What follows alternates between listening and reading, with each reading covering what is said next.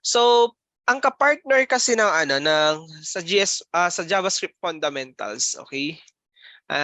Ginagawa ko kasi talagang ina-align ko na yung sequence na sa tingin ko is maganda yung yung kung saan maganda yung transition ng mga knowledges natin or topics. Ayan. So, here after you have been informed of what objects are and how to work with them, basically to exploit the advantages and benefits of those objects, you should also know how to use callbacks. Okay, so ayan, so preliminaries we're still on ES5. So most of the codes na ginagamit natin or type of coding is functional component pa rin. So wala pa tayong masyadong mga classes or the ES6 standard. So when we say JS callback, it's a callback or it's a function passed as argument to another function. So sa ibang programming languages, pass by variables lang sila, pass by references. Okay, so yun yung kadalasan dyan. Kung may mga galing sa computer programming one dito as part of the minor subjects during their college, ayan, so hindi natatanggal yung computer programming. Okay, so pag C ang ginamit ninyo or C#, ayan. So mapapansin niyo pag gumawa kayo ng function, you can only pass in a variable, a value, or the other one, variable, value, and reference. So yun lang yung pwede mong ipasa sa parameter. But in JavaScript, ito yung kakaiba kay JavaScript. You can pass in a function. Okay? So ano bang ibig sabihin yan? Okay, so ano ba yung callback? So before natin puntahan yan, ayan, gamit tayo ng mga paborito ng mga nababasa ninyo sa what you call this one? Sa mga Facebook pages regarding the bootcamps. Where am I going to take bootcamp or not? Yon, palaging tanong nila. And then pagsasagot yung mga experts, sabihin ganon, W3 schools lang yan. Pre-code camp, nababanggit din to. Hindi mo kailangan pumunta sa bootcamp. Yun yung mga sinasabi. Okay? But again, it's only you who can assess if you are going to take bootcamp or not. Okay? It's not them because of course, they are already, magaling na sila eh. Ba't pa sila pupunta sa bootcamp? What for? So of course, pag mag-upgrade sila, they know how to use different or various kinds of materials for training. Like Udemy, alam nilang gamitin yan kasi they have their experience. But of course, pag na-assess mo naman na kahit meron ng ganito, and hirap ka pa rin intindihin, then basically, mas maganda sa bootcamp. Kasi kung bukod sa may nagtuturo, meron kang kaklase na maari mas magaling pa yan sa nagtuturo. May mga ganon. May mga nakita siya. For example, assignment, may hindi ako nabanggit na technique na kuha niya. So, pwede kayong magtanungan. So, yun yung kagandahan sa bootcamp. Okay, although, syempre, alam niyo na yan, for every services, merong karampatan na, may fee talaga. Hindi natin niya maiiwasan. Okay? Ayan. Kahit sa pag-aayos ng computer yung papa-reformat lang. May bayad talaga yun. Ewan ko na ba't nauso yung salamat pre. Ayun. So, yun yung mga nakikita ko ngayon. So, again, ayan. So, it's one of the references. Okay. So, tulad ko, I know how to understand this kaya ko na maintindihan but pinili ko pa rin kahit may background ako sa programming, kahit doon sa stock na ituturo sa bootcamp is meron na akong background doon. Still, I choose to enroll in bootcamp nung last year kasi gusto kong makita kung ano ba talaga meron sa bootcamp. And ayun, nakita ko naman na may mga industry practices. Okay, may mga bagay na ganito pala yung way ng pag-aaral. Okay? Okay, so ganon. Siyempre, yung kung makuha mo lang yung flow ng pag-aaral sa industry, ganito pala. Okay. Kasi siyempre kapag sa kapag nag-self-study tayo without knowing or without getting any yung talagang advice from the other na talagang gusto talaga kang turuan, then basically mahirapan ka. For example, ayan, binigyan ka ng ganito references or W3 schools. Anong gagawin mo? Introduction to JavaScript. Dinire-diretso mo 'yon.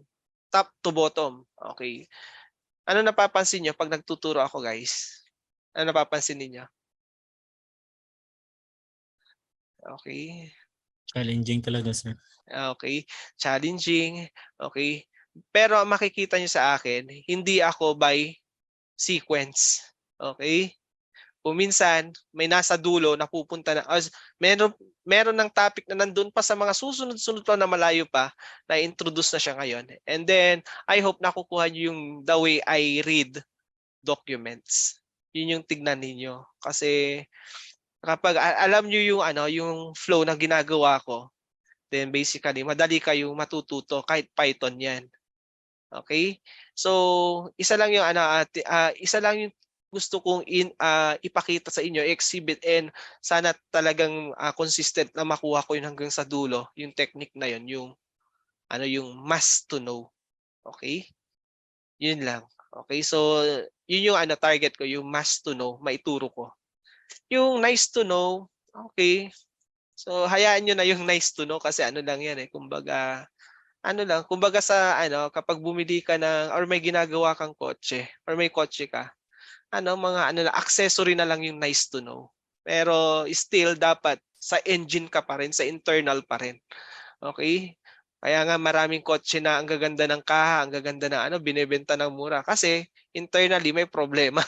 Okay, hindi nila maayos. Okay? So focus kayo dun sa internal, dun sa core, wag dun sa mga nice to know. Okay? So ayun, kung yung mga animations gano'n, hayaan niyo lang 'yun. Okay? Ang kunin niyo yung logic, the core of programming. 'Yun ang importante. Yung animation bigay niyo na 'yan sa mga mga designers kasi diyan sila magaling Okay? Pero kayo, programmers kayo. So more on logic talaga. Okay, so going back to the JavaScript callback functions. Ayan. So free code camp, ito yung isa sa mga magiging paborito nyo rin bukod sa Geek for Geeks, bukod doon sa Java tutorials point. Okay, bakit kayo magkakaiba? Because of the content yung kinukuha ko. So ngayon, ito yung ginamit ko kasi maganda yung kanyang example na nakita ko doon sa content. Pero may mga topics din itong code camp na to na medyo hindi let's say sabihin okay naman pero may mas angat pa na iba na examples na galing kay Geek for Geeks kaya yun yung pinipresent ko. Okay, so ayan, so kumbaga mabubomba kayo dito ng ng iba't ibang references, okay? During your training. Okay, ayan. So, sabi dito, if you're familiar with programming, 100% na ba 'yon? You already know what functions do. Yes, kagagamit lang natin at lagi na natin ginagamit for the past 2 or 3 weeks. Callback functions are an important part of JavaScript. So callback is also a function, okay? And once you understand how callbacks work, you'll become much better in JavaScript. Ayun. So this is a must to know. Okay? So hindi pwedeng i-skip talaga to na topic. Okay? So ayan, what is callback function? So sabing gano'n, functions are objects when it comes to JavaScript. So the question is, can we pass objects to functions as parameters? The answer is yes. So we can also pass functions as parameters to other functions and call them inside the outer functions. Okay? So medyo nakakalito. So ito yung example natin. Function print callback, yung pinas-in na parameter, then tinawag siya dito, in-invoke. Okay? So the print function takes another function as a parameter and calls it inside that block. Okay? So a function that is passed to another function as a parameter is a callback function. Okay? So ano pa ba meron? Okay, so why do we need callback functions? Okay, so Okay. Ayan, JavaScript runs code sequentially in top-down order. Okay, so yan yung nature niya. However, there are some cases that code runs after something else happens and also not sequentially. This is called asynchronous. Okay, synchronous kapag sequential. Pero if something happens in the middle, then it jumps to another, then asynchronous na yan. Okay? So callbacks make sure that a function is not going to run before a task is completed, but will run right after the task has completed. Okay? It helps us develop asynchronous JavaScript code and keeps us safe from problems and errors. So in JavaScript, the way to create a callback function is to pass it as a parameter to another function and then call it back right after something has happened or some task is completed. Ayun. So dito sa isang example dito, sabing gano, we want to log a message to the console but it should be there after 3 seconds. Okay? Nag-start yung program. Okay? Then basically, nandun na yung code mo. Okay? Pero hindi siya agad lumabas because of the set timeout na function na meron si JavaScript. Ibig sabihin yan, ma-execute lang yung code mo kapag lumipas yung naka-specify na 3 seconds dyan. So for every 1,000 milliseconds, you have 1 second. Okay, so 3 seconds yan. Okay? So yan yung purpose niya. So ibig sabihin, kapag nag-console log ka dito, after, for example, dito. Okay, for example, dito ako. Okay, so try natin i-asynchronous to kung sino mauuna. Okay? Let's say this one. Okay. I will try to set timeout. Okay? Sir, Sabihin natin, excuse, pwedeng magtanong, sir. yes. So, meaning, sir, kapag gumawa ka ng function, every time na gumawa ng function, sa code of block ng function, kailangan mo palagi mag-test and debug. Mag-test and debug. Every time na, ano yung Na question? gumawa ng function, sir, within a code block of functions. Yes. Kailangan kasi para ma-test mo yun. Pero ang kasi ang pag object oriented naman yung ginamit mo, kahit naka-down yung isang nagcre-create ng object si JavaScript eh. So before mo may runtime 'yon, pwede mo pa siyang i-debug. So yan, merong may runtime tapos merong tayong compiling time. Ay compiling environment. So yan, so doon sa question mo na kailangan bang i-debug? Yes, kailangan. Every time na ikaw ay gagawa ng function. Okay? Ayan. So for example, ito, okay, I will put this here. Sana gumana to. Okay. Okay. Ayan, so tama sabi ni Ray. Ayan. So kasi may difference ang pag nasa loob ng isang function kasi iba yung pagtawag natin sa kanya kapag nasa loob na siya ng parameter. So let's try this para sana yung in-expect ko ay gumana. Okay? So ayan. Nakita ninyo? So undefined siya. Wait lang, nag-undefined kasi kailangan talaga i-call siya dito. So tama kasi method siya.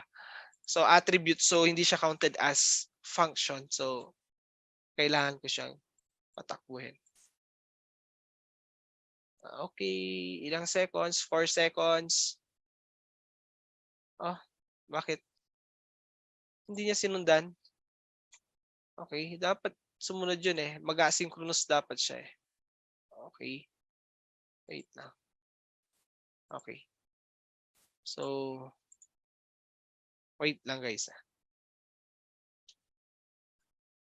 4,000. Pero iaano ko to ng, for example, gusto ko mauna si ito.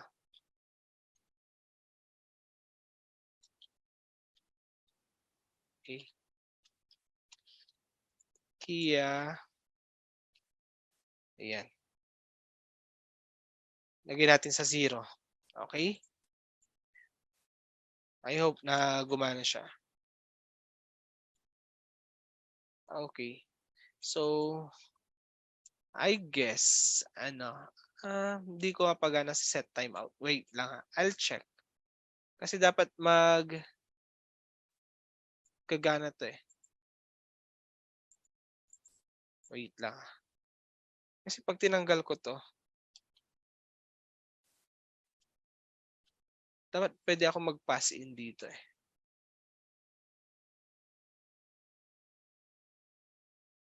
Ayun, 4 seconds, pero nag-undefined na siya. Okay?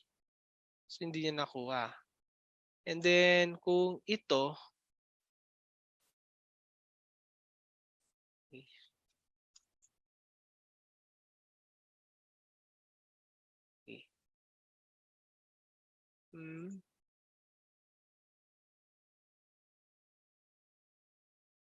Ayun. So, nag-undefined sila because nag-undefined siya, okay, because of the, tawag dito, nag-undefined siya kasi hindi na niya na-read yung result nitong object. So, it might override na dun sa part na ano kasi andito siya eh. Lumabas naman siya eh. So, hindi tayo nagkaroon ng problema. So, again, kung titignan natin sa timeout, ayan, so, sa 0 may dumating din, may dumating after 4 seconds. Okay? So for the meantime, pinakita ko lang dyan na kung papaano yung asynchronous na nangyari. Ibig sabihin, kahit nauna siya doon sa line, pero kapag naglagay tayo ng something like set timeout, then kahit nandun siya sa unahan, pwede siya mapunta sa dulo. Depende doon sa nilagay mong kanyang time. Okay? Nakukuha guys? Okay, ayan. So, yun po yung ano niyan, yung work niyan. Okay? So, para lang makuha niyo yung asynchronous. Kapag pag sinabing synchronous, silang lahat ay dumating at time of 0. So, ang mangyayari doon, kung sino yung nasa unahan, siya yung mauuna. Pero kapag naglagay na kayo ng mga special parameters like set timeout ganon, mababago mo yung takbo ng ng iyong program. And we call that callback. Ayan. So nag-callback tayo kasi dito. Set timeout yung function natin at nag-callback tayo ng isang function sa loob niya. Pero dito, it's a pure attribute pa rin siya ng object. Pero nakita natin na dumating sila according to the time. Okay? Ayun. So para makita pa natin. So ito, kasi wala nakasulat doon eh. Hindi na natin pwedeng lagyan. Okay na yan. So I guess we're good with that example just to know how asynchronous and callback works. Okay? Ayun. So may mga question pa ba? Okay, wala naman na. Okay. So tuloy natin yung ating example. So ayun, so meron tayo dito function, nag-callback tayo dito. Okay? Ayan. So may explanation na rin dyan. For every 1 second, nabanggit ko na rin. Meron din tinatawag na anonymous function. So, sabi dito, we can define a function directly inside another function. Okay? Tulad nito. Isang function yan, pero nasa loob siya ng function. Okay? So, pwede yan. Nakukuha guys? Okay? Ayan. So, kanina, function name lang. Ngayon, pwede ding Yung buong function na ilagay mo na, yung body of the function, ilagay mo na dyan. Walang problema. Okay? And also, we can use callback as an arrow function. Ayun. So, pasok pa rin siya. Ayan. So, ito yung arrow function natin.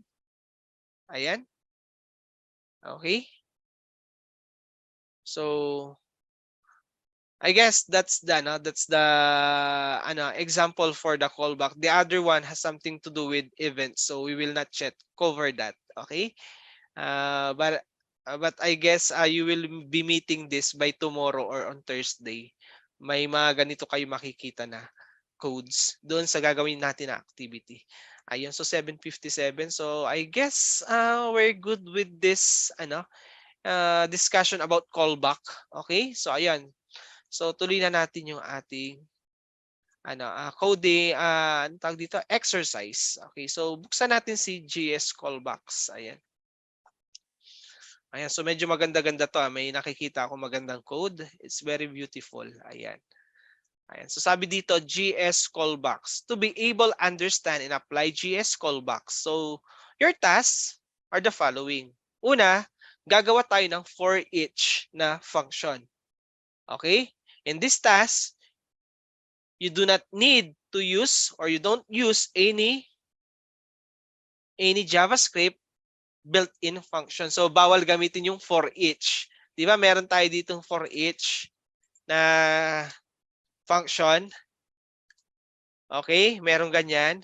Pero hindi natin gagamitin 'yan. Gagawa tayo ng sarili nating function. Okay? Implementing the callback na topic. So hindi tayo pwedeng gumamit nito.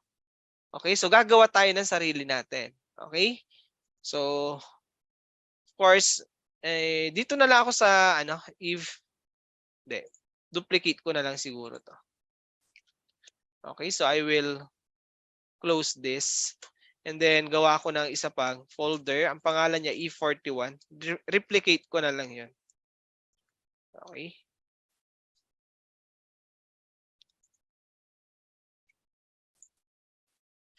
E41. Ayan. So bash here. Naka-open na pala 'yan, doon na lang sana. Code E41. Ayan. So ito yung gusto ko medyo mabilis yung yung exercise na to. Okay? So here gawa tayo ng for each. New file for each. So mamaya pag alam niyo nang gumawa ng mga sample na ganito, mamaya gagawa na rin kayo ng sarili ninyong library for loopings. Ayan. So for each tayo. Ayan. So I guess siguro dito sa may index.html for each GS. Okay. So JavaScript callbacks. Okay. Ayan, so save ko lang 'yan. Okay, so gawin natin yung assignment. Gagawin ko yung number 1. Okay, try natin. Then you will do the number 2. Okay? And I hope na ma-solve nyo siya. Okay? Ayan. Sabi dito, create a function called for each where the following code would work. Ayan. So, kunin na natin yan kasi sabi niya following So, kunin natin to. Okay? Kasi pag binigay na yung code, kunin mo na yan. Then, i-resolve mo kung ano yung papagawa sa'yo. Okay? Ayan. So, check natin. Okay. Okay. Ayan. Ano kaya ito? So, gagawa tayo ng function. Okay? Anyone? Saan natin ilalagay yung function, guys? Saan tayo maglalagay ng function? Anyone?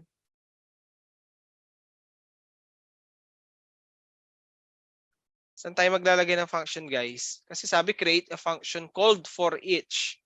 Okay. So, dito magko-comment ako sa 0. Dito.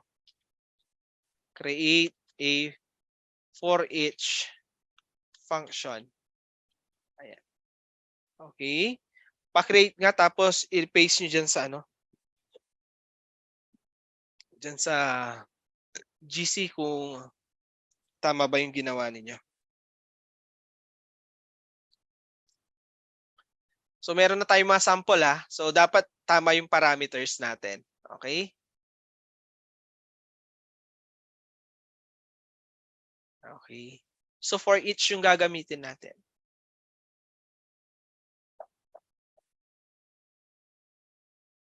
Okay. So tingnan muna natin yung structure nung nag-call back. Okay? Yung magko-call back. Okay? So tingnan natin dito, sabing gano'n, for each. Tapos meron siyang parameter 3. 3 ba yan? Ilang parameters siya? Bilangin nyo. Ilan ang parameters? Ilan? At ano ang type ng mga parameters? Okay? Dalawa. Po, sir. Dalawa. So, kung dalawa, so gagawa tayo dito. Ano yung type nung ano? Nung unang parameter? Anong type? Number, sir. Number, anong type ng ano ng structure, variable, array, object, ano ba 'yan? Array, sir. Array. So ibig sabihin dito, kung gagawin natin function for each kasi yun yung pangalan dito eh. So yun din yung ilalagay natin. Okay? And then we will close this one na ganyan. Okay? And then meron tayong dalawang parameter. So sabihin na lang natin, meron tayong data and task. Kung anong gagawin. Okay? Kuha. So match, di ba? Ito doon sa data. So para mas malinaw, sir, ano, baka pwede, okay, R na lang, okay? R. Ano yung R? Array. Okay. Para malinaw, okay? So meron tayong task yung kung anong gagawin kasi function 'to eh. Pag nilagay natin na function doon, mag-e-error kaya task na lang siya. Okay? So dito kasi ang gagawin natin dito kapag tinake in natin 'to, ibig sabihin ito tatawagin natin si function at dapat may papasok na number dito. At sa bawat pumapasok na number dyan, pinaprocess natin siya dito at nire-return natin as as a result of times 2 of itself. Yung pumasok na number, i-multiply niya yung sarili niya sa 2. So ganun yung parameter dito. Ayan, no? Yan yung function. Okay? So yun yung gagawin niya. Ngayon, ito, ang gagawin niya, bawat ikot, ipapasa dito. 6 times 2 equals 12. Ikot 2, pasa dito. Times 2, 4. 3, pasok dito. Then 3, 2. So 6, so on and so forth siya. Okay? So yun yung ginagawa. Yun yung return. Okay? So ang tanong, paano natin gagawin yung yung kanyang logic. Okay? So, malinaw na tuwing nag-multiply tayo, nag-create tayo ng array of results. Okay? So, ibig sabihin, we need the result array. So, dito, gagawin natin, okay, var, okay, var, grabe, no? Var talaga yung ginamit, So, pwede bang mag-let? Acceptable ES5, nasa ES5 tayo, so pwede pang var. Kapag ES6, let and cons lang. Okay? Yung gagamitin natin. So here, var, tapos gawa tayo ng R2.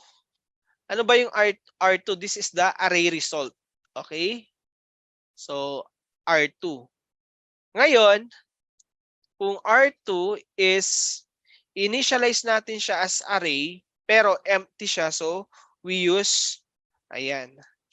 So again, I will not discuss, I will not separate the discussion of this array because, or I will not put into another topic si array kasi pwede naman na natin siya isabay dito at palagi naman natin siyang ginagamit. So this topic doesn't need a parang special session para ma-emphasize pa siya kasi madali namang intindihin si array. So pag ganito, pag sa variable 0 ang katapat niyan. So this one is empty array. So walang siyang laman. Okay? So ganun yun na. So empty array. So ito ilalagay ko dito. Empty array of result. Okay. So ang tanong, saan natin siya gagamitin? Gagamitin natin siya as a return after the for each function finish its operation. So, dito, ilalagay natin dyan sa baba lang, okay? Return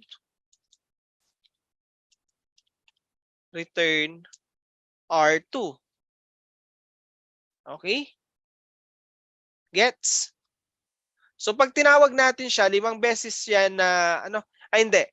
Ang makikita natin dyan, empty, what you call this one? Empty array. Kasi wala pa tayong ginawang loopings.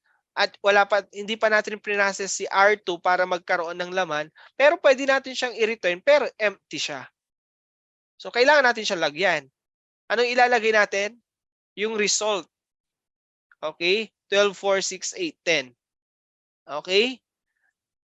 Nakakanino kasi 6, 2, 3, 4, 5. Nakay array naman siya. Okay? So andun na siya at ito nandun na kay task. So gawin natin, paikutin na natin yan. Okay, so here, gawa tayo ng for loop. Ayan. Okay, so tanggalin natin yung nasa loob na unnecessary code. And then here, index natin is, we set it to 0. And then, of course, the length of the array. Ito. Kasi dito tayo magbe-base sa listahan na to. So ang length niya is 5. Okay? So it has to be lesser than yung index na gagamitin natin. Okay? And then we increase that. So ang gagawin natin ngayon dito, simple lang naman. Okay. Anyone one line of code. One line of code lang siya. Baka pwede naman. Baka pwede yung sagutin. Okay? Okay, baka pwede yung sagutin. Paano natin or anong code ang gagawin natin para yung result habang umiikot mapunta siya kay R2. One line lang, then we're done with that problem. Okay? Laruin nyo siya. Okay. Push, sir. Push. Hindi tayo magpupush kasi bawal gumamit daw ng built-in function. Array.push yun, sinasabi na hindi natin pwedeng gamitin. Nandun sa do not use JavaScript built-in functions daw. Okay, sorry na. Ayan. So, array tsaka array lang yung gagawin natin. Tapos, array, tapos yung function. Tatawagin natin siya. Autotype. Okay. Result.push. Ayan. Malapit na yung sagot ni Roland, pero palitan mo yung result.push, gawin mo siyang native JavaScript code lang. Okay? Ito-type in mo diyan. Nakuha na niya yung yung pagtawag nung task . Okay? So, ang kailangan lang natin ay papasok natin siya kay R2. Okay? Anyone? That prototype? Yung iba? Yung kay Roland, kung mapapansin sa GC, halos tama, but we don't use, wala tayong index na I din. And number 2, we don't have the index I. Okay? Okay, so I guess auto-type daw. So, sino ba i-update natin? Si R2, di ba? Okay. Gagawan natin ng value si R2. So, paano yon? Paano mo lalagyan ng result si R2?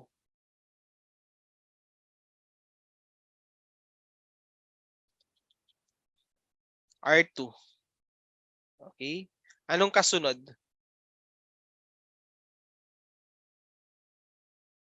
Tignan nito, pag nag-umpisa siya sa 0, saan mapupunta yung num times 2?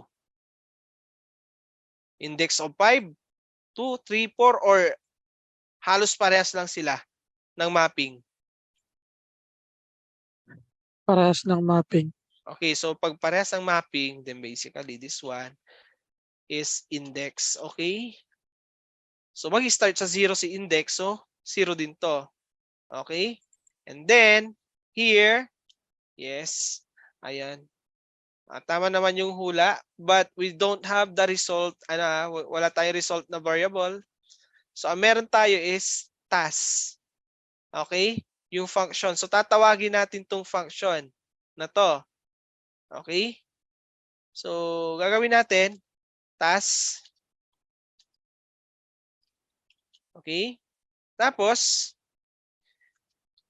yan yung task method, di ba? Task function, di ba? So, ang pass-in niya, ito, yung num. So, kung num, si num ay R na, okay? So, paano mo kukunin yung unang index? Anyone? Okay? Ano ilalagay natin dyan?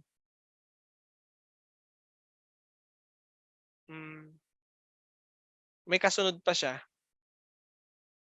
Kasi pag R, buo yun eh. Array yung tinignan mo eh. Pero ang kailangan natin, nag-loop tayo, titignan natin yung mga elements. So, ano susunod dyan? Index. Index, yes. Yun. Yung sagot, guys. Okay? Solve.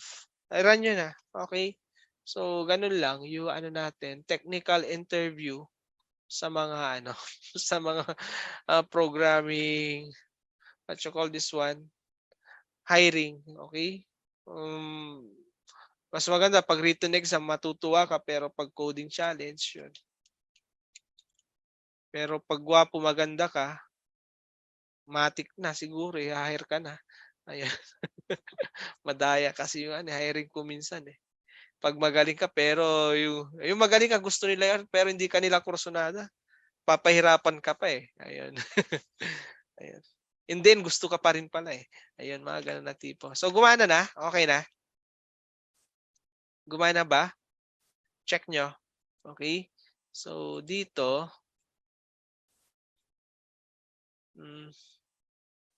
41.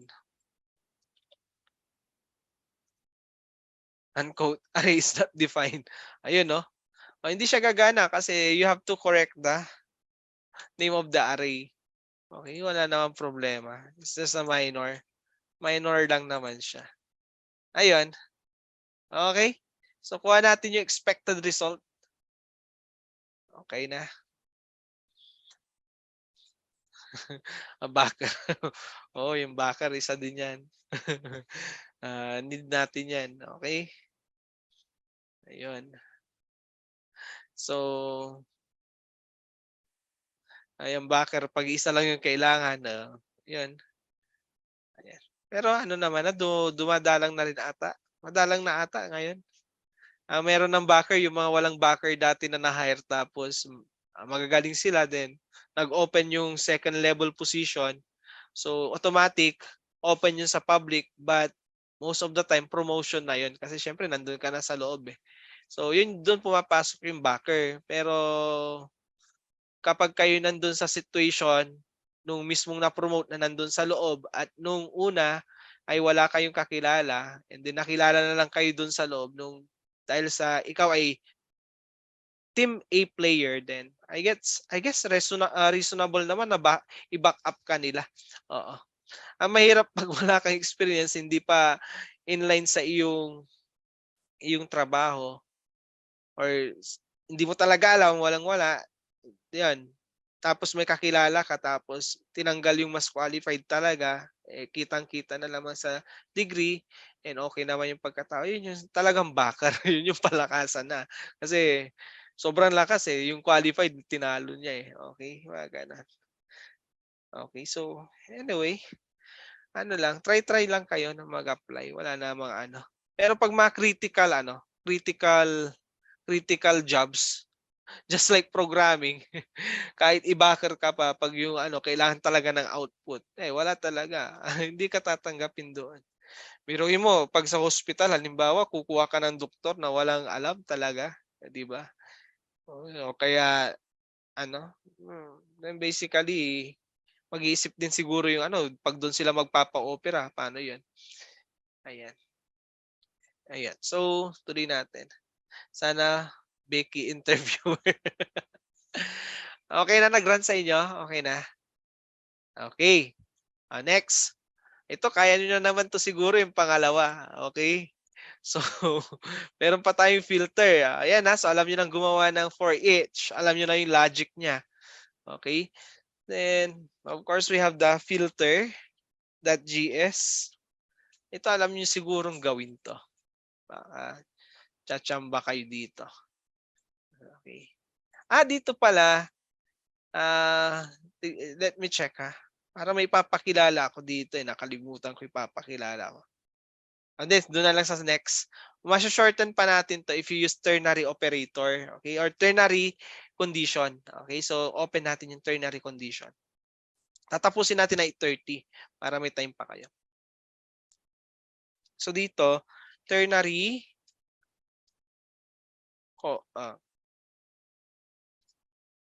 condition JavaScript.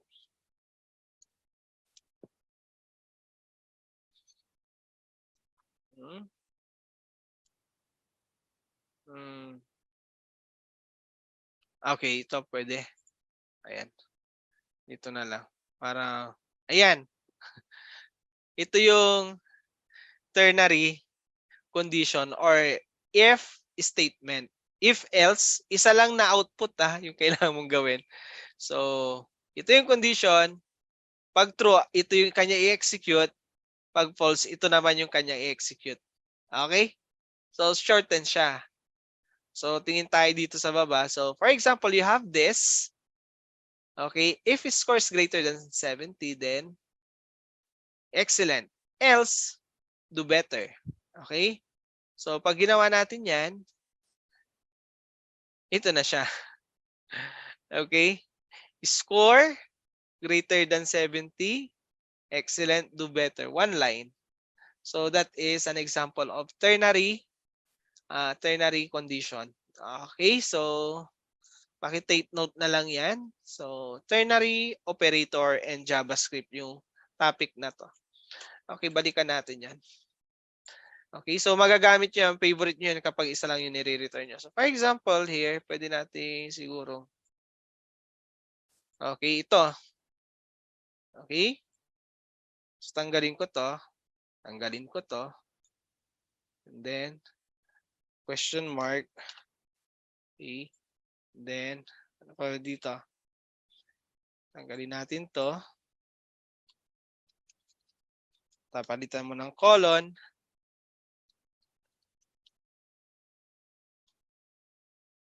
Ayan. Then, that's it. Meron pang kulang. Ayan. Then, here, I guess,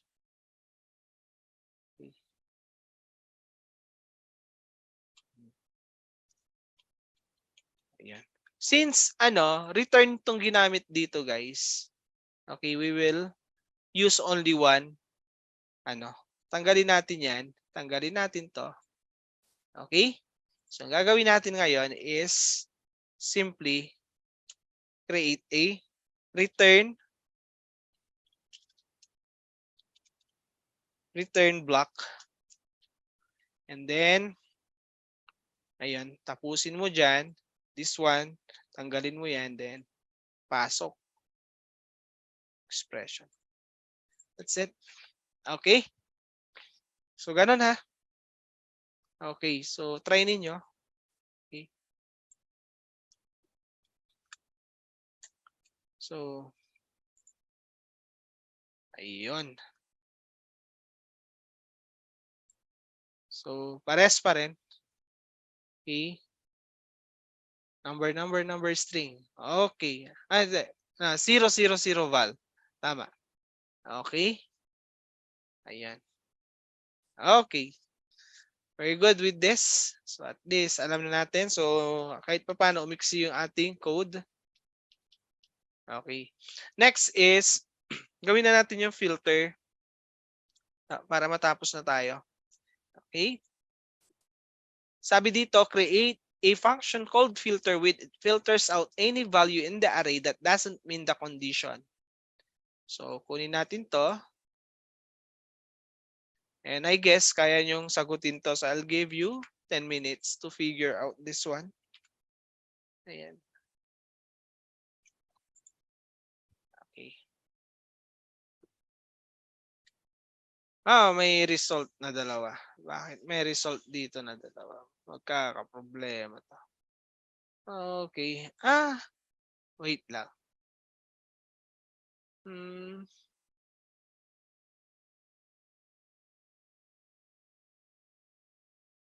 Okay, gets ko na to.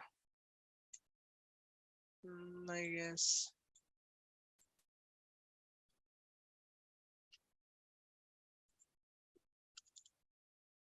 Okay, ayan. Variable naman siya guys eh. So pwede na i-overwrite siya dito. Hindi naman siya cons. Okay.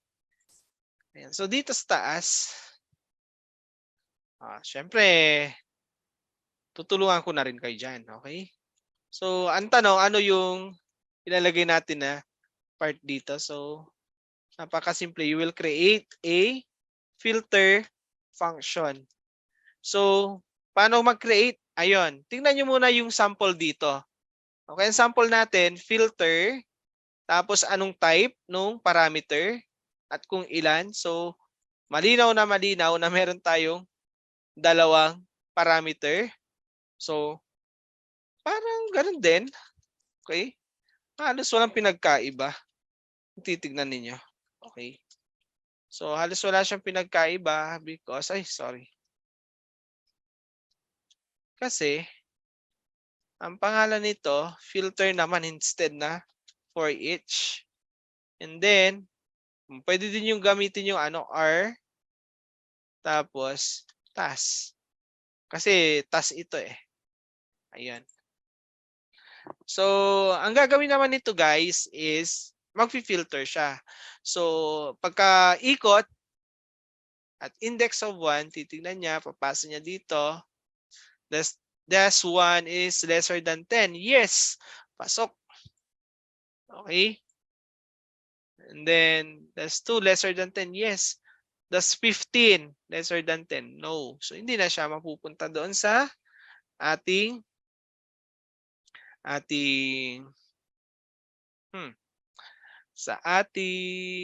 array. Ngayon naman, I will allow you to use push. Okay? Ayan. So, pwedeng gumamit ng push. Kung ayaw nyo gumamit, pwede din yung tas. Okay? Pero pag tayo kasi, no. You use tas. Sayang naman kasi ang usapan dito is, gumamit ng function. Okay? So, meron tayong pinasa na tas. So, we need that tas. Okay?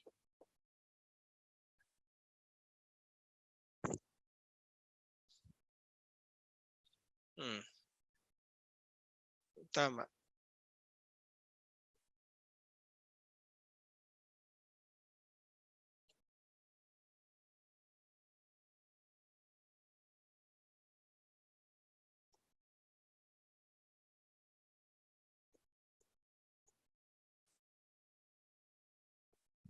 Okay? So, pa-solve guys ha. Yung dito lang, lagyan nyo na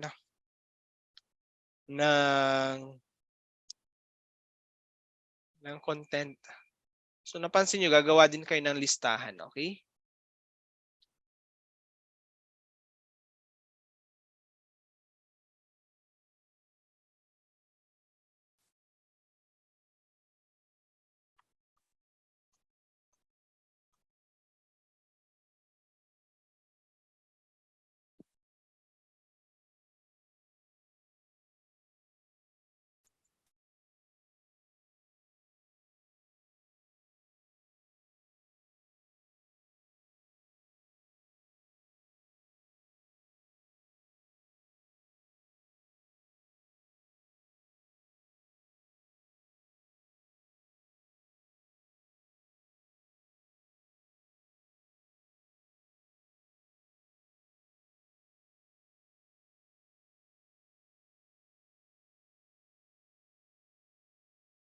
Okay, allow ko na lang kayo gumamit ng push dito, pwede naman. Okay. So buuin ko na nga lang. Buuin na natin ng konti. So siyempre dito, meron sagot. Ayan. Uy, ang galing. Ayan. Sige. Asan yung patingin ng code mo? Ang galing na Ang galing ni Stop ko muna yung sharing ko. Check natin. Nakuha na ni Stop share, then ang bilis. Sige, share mo, pakita mo. Tingnan natin kung paano mo sinolve. Okay. Ay, for each pala. For each naman siya. Inedit mo lang. Inedit ko lang po, sir. Boolean sige. po yung lumabas. Boolean. Okay. Kasi sabi, okay. Inedit mo lang. Hindi, ang ipiprint natin, yung number. Okay. Mamaya, kumbaga sa bingo, hindi pa pala black out. Okay. Ayun. So, tuloy na natin. Okay. So, tuloy muna natin dito. At least may nakakakuha na. Okay? Malapit na yan. Actually, ko na kasi malapit naman na eh. So, okay. So, I'll use, dito. Sige, var. Then, R2. Empty pa rin siya na array. Kasi ito yan eh. Yan yung listahan para dito. Or the array. So, of course, we will return that also. Okay? R2. After natin ma-process. Okay? So, if that is the case, then basically, you have here the for loop. Ayan. So, dito sa loob, ito yung kailangan ninyong i-resolve. So, ito, ayusin ko na siya as r.length. Okay? Ayan. Ayan. So, yung one line of statement na ulit yung kailangan yung sagutan dyan. Okay?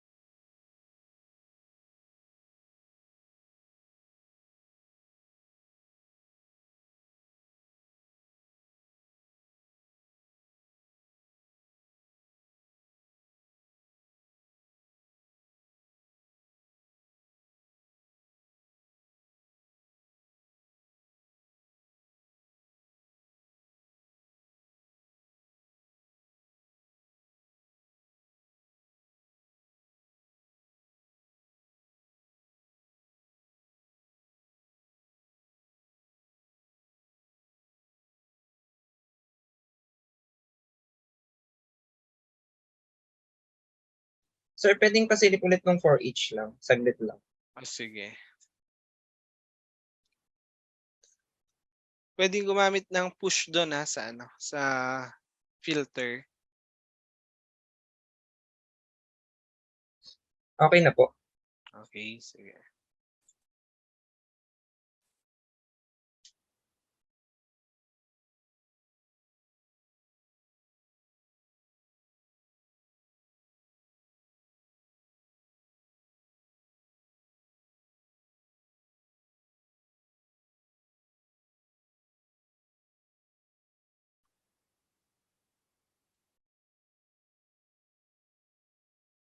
Okay.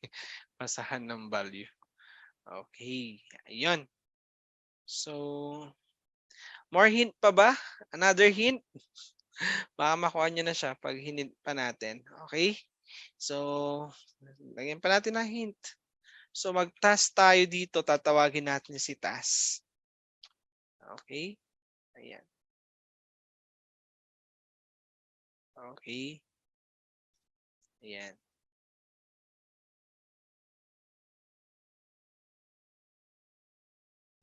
So dito, maglalagay tayo ng unti-unti natin. Meron tayong condition. Okay, may condition kayo dyan. Ewan ko kung anong condition. Then you have ternary condition. Then, ayan. Ayan. Yan yung kailangan nyo. Okay?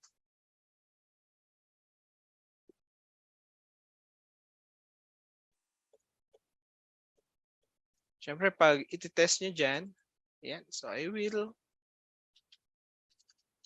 R. So, iti-test natin yung RI, R index. Okay?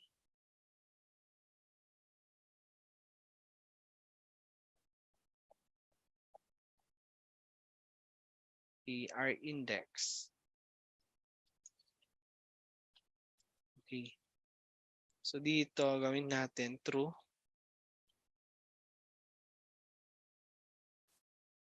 Okay.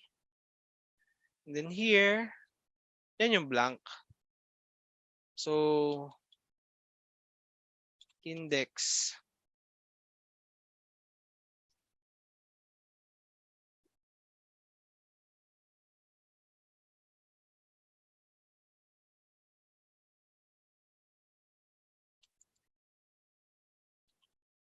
Index. Ayan. So, yung dito na lang, yung kailangan ninyo. Okay. So, has something to do with updating the R2.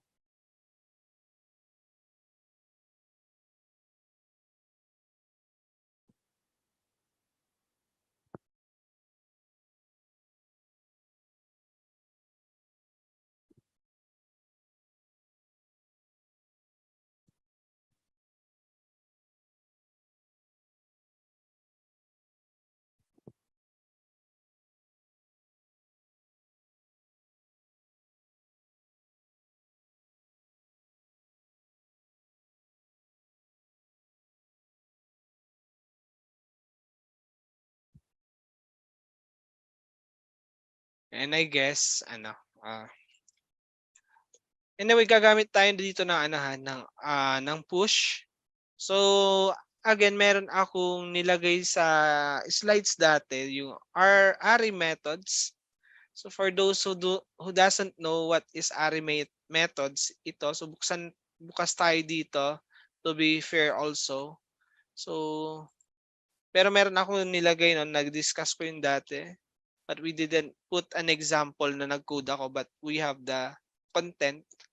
So, array methods and JavaScript. So, para makatulong to sa inyo. Okay, pero meron tayo nito. Okay, meron tayo nito. Doon sa slides. So, saan ba maganda? Methods. Ito na lang. Para maiba naman. Okay, baka sabihin nyo, I am promoting ng ng mga website. So, iba naman. So ito yung mga ating pwedeng gamitin sa array. So push, unshift, pop, shift, splice, slice. Okay? Finding, gusto mong hanapin yung element. You can use of index of, includes, find index. High order methods, meron tayong map, filter. Ayun, yung filter, ginawa na natin siya ng sarili natin. Nagsulat na tayo ng filter method tayong gawa. Pero meron tayong array filter. Ayan. So, bakit hindi siya pinagamit kanina? Para at least matutunan nyo kung paano siya gumana. So, actually, yan, meron tayong filter talaga, pero we didn't use. So, what we are doing is we are writing our filter function. Okay? Ayan. So, ang kailangan lang natin dito is yung push kasi ilalagay natin kung ito ay totoo, kung yung return ay totoo, that's why they call it true. Okay? If that is true, then basically what will happen is yun yung magiging element na ipupush natin doon sa array. So, ano bang ibig sabihin ng push? Ayan, push, add one or more elements to the end of an array. So, ayan yun. Okay? So, punta na natin. Ayan.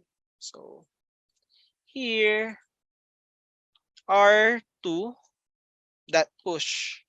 Ayan yun. So, this is a method, yung push method. So, syempre, meron kang ilalagay na parameter sa loob niyan. So, ano ba yung idadagdag mo? Okay? So, I will include yung nandoon sa list. At currently, yun yung equal to the index. So, gawin natin dito. It will be R2. Hindi siya R2 kasi ang tinitignan natin yung value ng list eh. Okay, so R tapos index. Okay?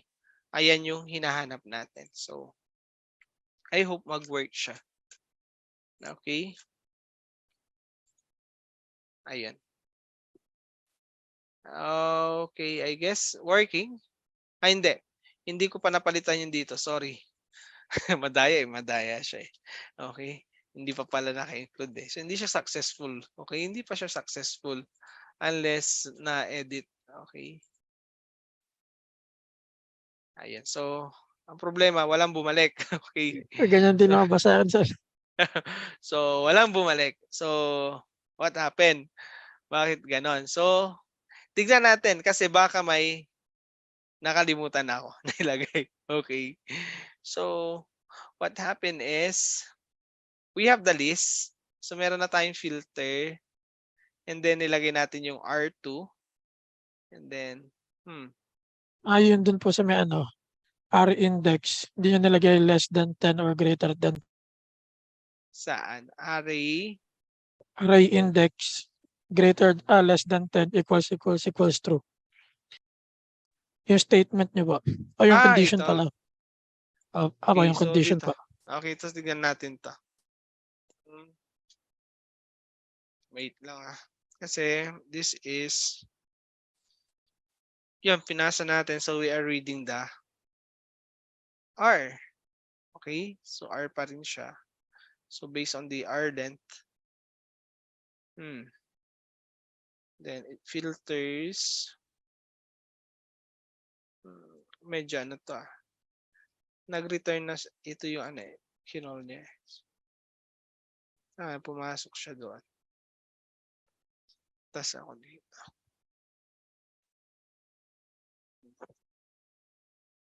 Okay. If ang tinitesting natin, if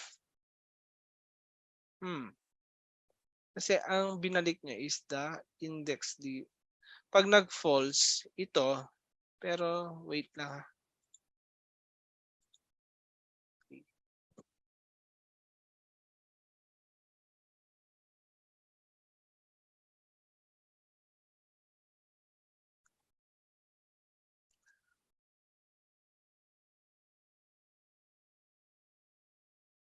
So, if this is the task, ang ginawa niya kasi, bumato na siya ng function eh. Okay? Bumato na siya. Ayun. Si Bernard. I guess you have to show the code Bernard. Ayan, si Bernard na lang muna. Okay? Ayan, so pa-share na lang yung screen mo. So, tingnan natin. Yun dito lang po sa condition. Ayun. Para mag-print. Okay. So, kaso hindi ko po nagawa yun dito sa negative, less than 3. Hindi siya No. Kasi hindi niya napasa to sa task eh. Hindi napasa sa task. Hindi siya napasa sa task. Okay. Ito po, hindi napasa sa task. Kaya kailangan ko po lagyan na to. Okay, ayan. Yan, good. So, let me check also. Yan. Lesser than. Okay. Ayun. So, nilagay mo 10, Lesser than. Lesser than 10. Okay. So, ayun. So, hindi niya mababasa yung yung sa 3. Opo, yung sa 3. Yung sa Hindi 3, niya ano? napasa yun sa task. Okay. Okay, so let me check that.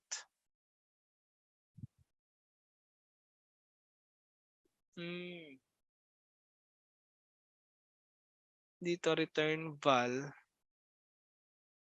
Kasi pumasok siya dito eh. Dapat kasi pag tinawag na natin to, hindi na uulit to. So I guess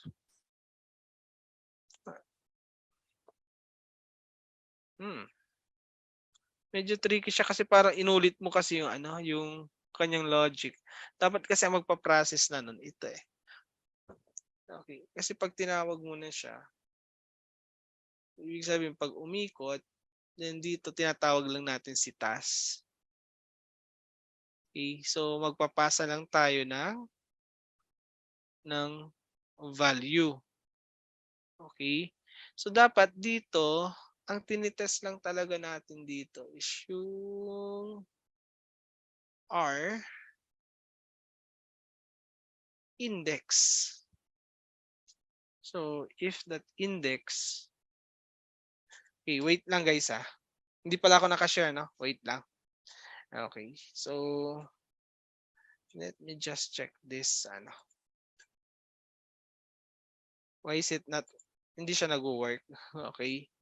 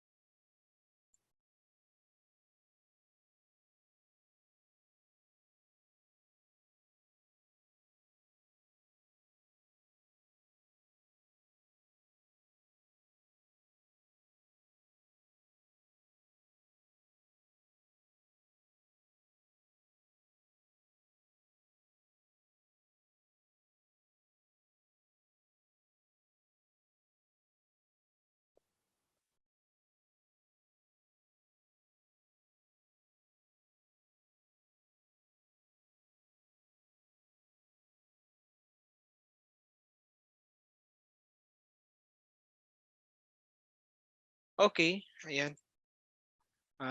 May na-overlook lang ako habang nagko-code ako. Okay, so we will correct it. Okay, so pasensya na. Ayan, so share ko na lang para makita ninyo. Okay. Saan na yan? Share screen. Nawala yung share screen ko. About the address, may nakasolve. Okay. So, kita naman na yung screen ko, ano? Ayan, so sorry for that, no? Medyo may mali ako dun sa syntax. Na-overlook ko siya. Okay? And I admit it, of course. Wala naman problema doon. As long as mahuhuli mo yung ano. So, dito kasi, may mali doon sa callback. Okay? Instead na ganyan, it should do kakahint kasi, hint ng hint. Ayun. So, hint pa mo. Kasi ginawa ko kanina, nagtas akong ganon. And then nilagay kong ganyan. Tapos nag-hint ako dito sa loob, which is wrong. Okay? Kaya tinitingnan ko to kasi ang ititest ko kung true or false ito eh. Yung task na return value dito. That's why it should be like this. Okay? Or, ano siya? Or, tapos, index kasi yan yung value eh. Okay? Kung nasa 0, then it will take 1. So, ibig sabihin, task 1 yung pinasa mo. Now, yung task 1 na yun, you will test if that is true. Okay? Ayun siya. Okay? And then, if that is true, then, ayun, R2 dot, ayan, so kukunin na natin yan nandito sa baba. Okay? Kunin natin yung condition dito. Okay? So, ang namali ko is nailagay ko sa loob mismo yung ternary condition, yung whole ternary condition. So, na-overlook ko siya. So, ayun. So, tanggalin natin to. Okay? Then that should work. Ayun. Kaya nagtaka ako kay ano eh. Pero maganda yung hint ni Anthony kasi okay na sabi ko pero hindi pwede kasi pinasis ko na siya dito, bakit pa ako magsusulat ng 10 doon. So, ayun. So that is callback. Okay. Ayun, pasensya na doon. Nalito din ako. Kakahint kasi hint pa na task na hint task tapos may blank pa ha. Ayun. So nadali tuloy. Anyway, so that's for the callback, guys. Okay. Ayan. Ayan. So, I guess we're okay with this. Ayan. So, may question pa ba? Okay. So, tatawa si Bernard. Pati si Bernard, ano ito? Nag-analyze siya eh. So, kahit pa paano, Bernard, na-digest mo yung lesson eh. Ano? Po. Sinubukan ko rin po yung ginawa nyo kaso hindi ko Oo. na-delete yung isang parenthesis kaya di gumana. Oo. Tama din yung yung test, yung isa din yan, yung test case na sinasabi nila. Gumana dito sa unang case, pero dito hindi sumasama. Okay. So, yun yung isa din sa example ng mga test cases. That's why yung ginagawa ng mga QA na mga test cases, lalo pag automated yung yung kanilang testing is talagang maglalagay sila ng pang-catch nila kung talagang papasok yung result mo. Anyway, so ayan, so for tonight, we're done with the callback. So I guess tomorrow we will be doing something like siguro yung pag may click ka sa doon sa ating browser na empty, may mag-a-appear na object tapos unti-unti siyang mag-shrink and mawawala. Okay? And then pag magki-click ka, may mga objects pang iba. So yun yung gagawin natin bukas. So JavaScript yun. So it has something to do with set interval or timeout. Set interval siya. Tapos may event. So medyo marami-rami yung gagawin natin doon. Pero exciting yun. Pag nagawa nyo yun, matutuwa kayo. Okay? So for tonight, that ends our session. And ayun, so since wala naman tayo wala naman na kayong iso-solve na problem, which is okay lang siguro na na-consume natin yung oras. I guess you still have the time to manage naman yung mini project. Okay? At least kahit papaano may nadagdag na knowledge. Okay? So may question ba, guys? Ang saya. Ako yun talagang nadali din ako doon eh. Okay? So, kuminsan di na ako maghihint talaga. Ayoko na maglagay ng mga hint na ganun. Nadali tuloy. Nangyari parang return type siya eh. Nailagay ko sa Kasi si return type ganun eh. Pag return type kasi, pag return, ayun. So, lahat ng condition mo dito, ilalagay mo dito sa loob. Pero pag function callback siya, dapat ito lang. Tapos depende na kung anong condition yung ilalagay mo dyan. Okay? Ayan. Dati kasi pag sa programming, nakikita nyo lang return 0, return console log. Pero pag marami-rami, ayan, gagamit kayo ng parenthesis para code block yon. And ito ang uso sa React. Okay? You will use return. Okay? So yung preparation, tandaan nyo na itong syntax na to. Yung dito, yung wala ba ako, yung mga ganito na style na syntax. So yan, uso yan sa React. Okay? So mapapansin nyo yan pag dumating tayo doon. Okay. So I guess that's all for tonight. Kung wala nang ayun, yan, catch error na lang para kita. Yes, thank you Kelson. So ayun, isa din yan pwede natin gamitin sa catch error. So lalagay natin yung function sa loob ni catch function. Okay? So callback function din siya. Okay? Ayan. So very good. So that's it for tonight. So